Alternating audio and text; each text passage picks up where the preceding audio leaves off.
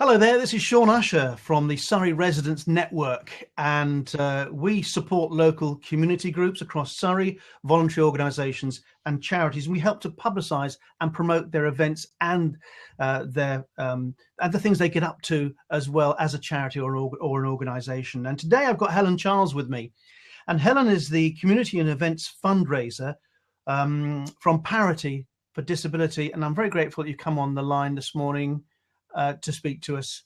Helen, tell us a bit about Parity, if you wouldn't mind. Well, Parity is a charity. We've been going for 25 years next year, and we provide vital services for adults and teenagers with multiple and profound disabilities. Most of our adults, we call them students, they have quite a profound physical disabilities. Most of them are using wheelchairs. Many of them have learning disabilities as well. And also some of them have epilepsy.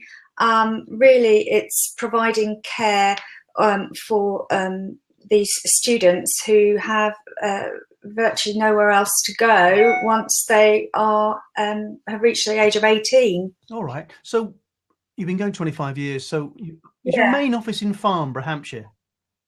Our main office, yes, is in Cove. It's Whetstone Road, 94 Whetstone Road in Cove. Quite local. You have shops, do you? Or do you have offices elsewhere? Yes, we've got 3 shops. We've got one in North Camp, one in Church Crookham, and one in Frimley. And that's where we get quite a lot of our funding. We rely heavily on people donating to our shops. Mm-hmm. And what do you actually have in these shops? Is it like bric-a-brac or clothes, or what is it? A whole range of things. We've had some interesting things come in, actually. I'll give you an example. Last month, I wrote a newsletter on an accordion, piano accordion that came in, and that actually raised quite a bit of interest. We sold it. Somebody had realised it was actually quite valuable, and we got someone from one of the Morris dancing groups to come in and buy it. Yeah. So that's a really good story, because it's gone. All the money goes to our charity. So fantastic. Yes, I would imagine that you actually get quite a few people coming in, sort of professional, sort of like professionals looking for sort of junk that they can then sell on. So I think that's and we've got wonderful staff at the shops. You know, we've got really good staff and volunteers coming in, and they've got an excellent eye for, they really know their stuff. I was so impressed when I went there. They know what they can get the money on and how they can do things, and they really help.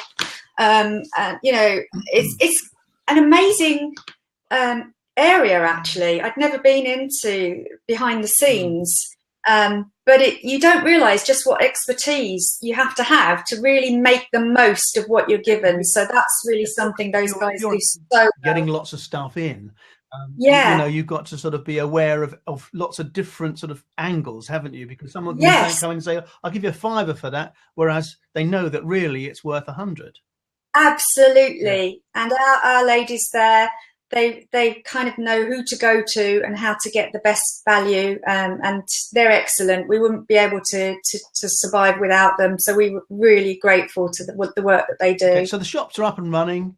Obviously doing well, I hope. That's a fundamental part, I take it, of your income. Tell us about some of the upcoming events. Well, tell me in particular about the Spinathon. I'm quite interested in the Spinathon. Not that I'm a cyclist too much myself. I've got a bike, but I wouldn't do Land's End of John O'Groats like some of your chaps are. Well, the idea really came about. We wanted something that would involve the students in particular, because our students, they are so up for a challenge. They really just want to be integrated into the local community. And although they have severe physical disabilities, many of them use a piece of equipment that we call the MotorMed. And what that does is that keeps their muscle tone, and it really helps relieve some of the discomfort that they have, keeps them as mobile for as long as possible. And so we came up with this idea of a Land's End to John O'Groats MotorMed challenge. That was the initial concept. And we launched it in the Mall in Camberley and in Farnborough Retail Park. And our students came along and cycled on the motormeds, and also our staff. We had some static bikes that were donated from Halford. So that was really a great community spirit.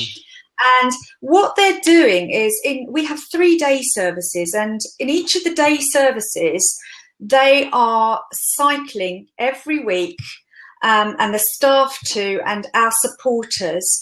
And they are actually planning activities around where they've reached on the route. Right. So, for instance, they've had cream teas in Devon. They did an amazing activity where they looked at Bristol and they looked at the Clifton Suspension Bridge, and the students had 3 pieces of A4 and 2 paper clips, and they had to make a bridge that spanned 8 inches. So they had come up with incredible, very inventive and creative ideas to stimulate the students. And we're going to have eating haggis, listening to the bagpipe music when we get to Scotland. So that was the main event going on in the Motormed, but we wanted to broaden it out to actually get as much money in from the public, because this is really what we need. So we've partnered up with the Village Hotel in Farnborough, and they've allowed us to use their spin room at their leisure facilities. They've got a fantastic leisure suite. And on Saturday, the 16th of January, between 10 and 4, we're asking people to come and support us. All we are asking for is a £10 deposit. We're just getting people to get sponsored to come along and cycle, but they don't need to have done spinning before. I've never done it. You're doing it. You can come as a complete beginner. You just have to sign up to hourly slots. You can come along with a couple of friends, cycle in relays. What I wanted to do was to actually provide an event that everybody feels they can take part in, because nowadays there's so many events where you have to raise at least £1,000 and climb Kilimanjaro. But I think that most people have a heart for their local community, and they do want to help in some small way. So the whole purpose of this is for people to come along and get fit after Christmas. You know, you might be able to lose a few pounds, so allow yourself an extra food at Christmas. And just come along, take part in the event. And on top of that, they get a 3-day guest pass for the leisure facilities, which is worth £10 anyway. So they can't lose out. That sound like they're going to be well looked after. Yeah, definitely. Right. Okay. So that's one event. I mean, obviously, this is on this. That you mentioned that's on the 16th of January in Farnborough. If anybody wants to take part, £10 to get involved. Yes. You should try and raise up £50 at least. That's the idea. Yes. Yes. What else is going on? Well, we've got our Christmas fair coming up on Saturday, the 21st of November. We're going to be in the Princess Mead Shopping Centre in Farnborough. We've got Darth Vader and the Star Wars characters coming along, so you can have your photograph taken with them. We're going to be displaying some of our students' artwork, because they do amazing artwork, and also they're going to be creating some pieces for us to sell. And we've got tombolas, we've got a whole range of stalls. So really we're just encouraging the general public to come along and support us, because we rely on those funds again to keep our day services going. We've got a concert coming up as well, I'd like to mention.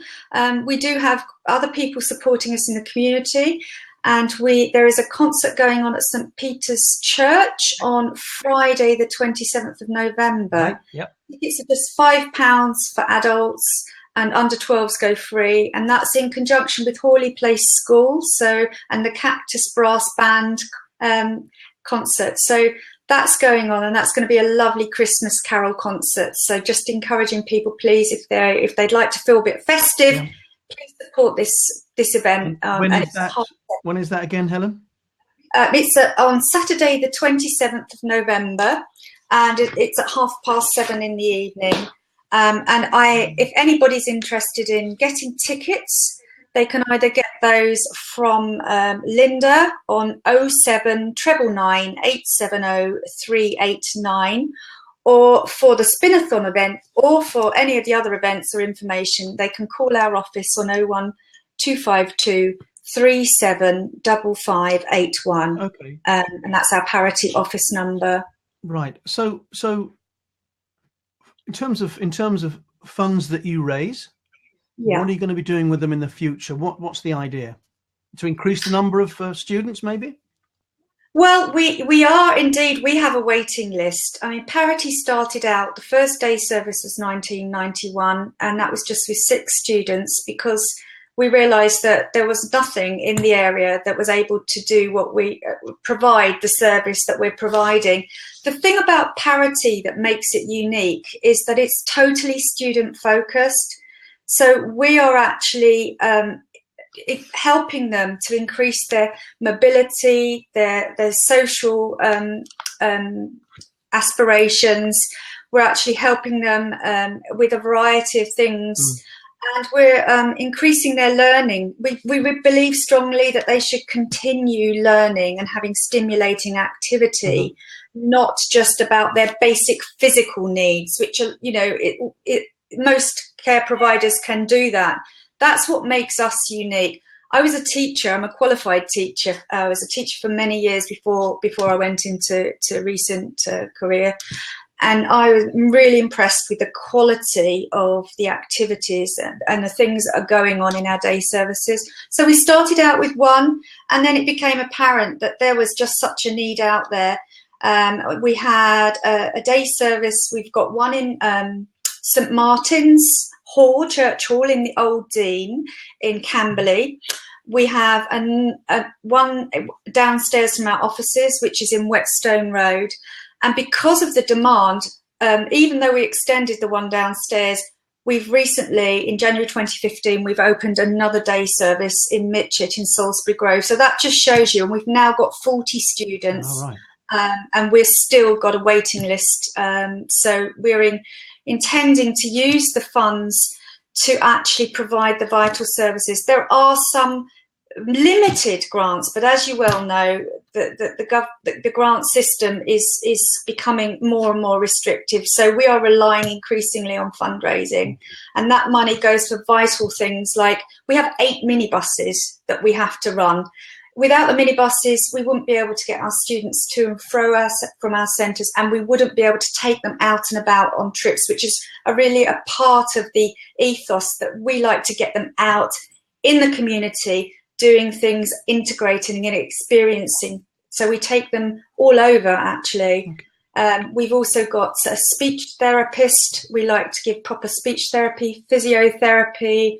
There's a whole range of things that this money will go towards. So it's vital services, really. Excellent. Okay, Helen, thank you very much for joining us, and we're going to be promoting these events you've mentioned, and we'll be telling everybody about it on Twitter and Facebook on the Surrey Residents Network. And grateful to you for coming on and speaking to us. And the telephone number for your main office is, yes. Well, you could tell me, what is it?